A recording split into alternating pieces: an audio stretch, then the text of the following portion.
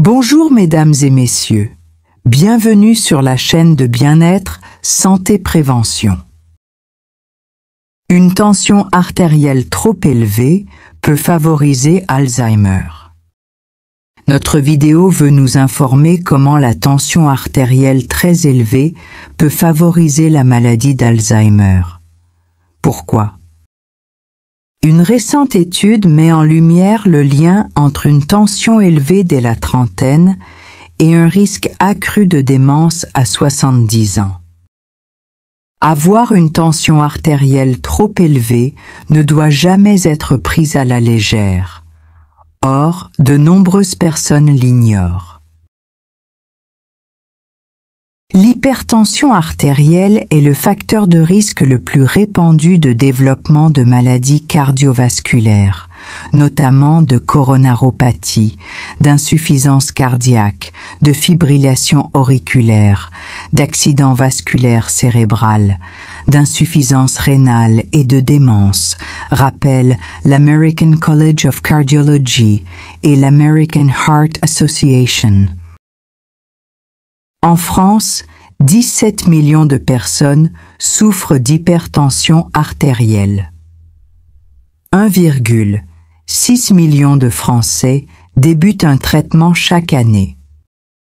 Une étude récente alerte les hypertendus.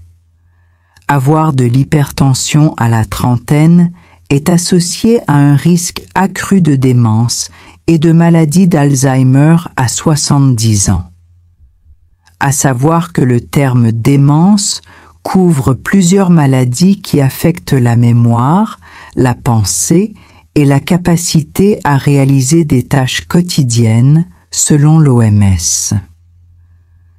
La plus connue est la maladie d'Alzheimer. Pour arriver à cette conclusion, des chercheurs de l'Université de Californie Davis, UC Davis, ont examiné les dossiers de 427 participants provenant de l'étude Kaiser Healthy Aging and Diverse Life Experiences et de celle sur le vieillissement sain chez les Afro-Américains. La tension artérielle était mesurée 2 fois à partir du moment où les participants étaient âgés de 30 à 40 ans. Des IRM ont été réalisés entre 2017 et 2022. Ces examens permettaient de déterminer la présence ou non de biomarqueurs de neurodégénérescence dans le cerveau. Les résultats ont révélé que les personnes qui faisaient de l'hypertension à la trentaine avaient des volumes cérébraux régionaux significativement plus faibles et une moins bonne intégrité de la substance blanche à 70 ans par rapport à celles qui avaient une tension artérielle normale. Les 2 facteurs sont associés à la démence, précisent les auteurs dans un communiqué publié le 7 avril 2023. La pression artérielle est mesurée avec 2 valeurs. La première, systolique, indique la pression lorsque le cœur se contracte et la seconde, diastolique, lorsqu'il se relâche. Auparavant, un traitement médicamenteux était conseillé à partir d'une pression de 14/9. Actuellement, les spécialistes suggèrent de débuter un traitement si la pression reste à 13/8 ou plus, après avoir modifié son mode de vie pendant 3 à 6 mois. Le but principal du traitement est de maintenir une pression artérielle en dessous de 13/8 pour tous les adultes. C'est la limite à garder à l'esprit pour se prémunir contre les effets néfastes sur le cœur et la démence. L'hypertension est définie par des valeurs comprises entre 13 à 13,9 sur 80 à 89. Les experts recommandent de réduire ou cesser la consommation d'alcool et d'aliments riches en sel pour diminuer la pression artérielle.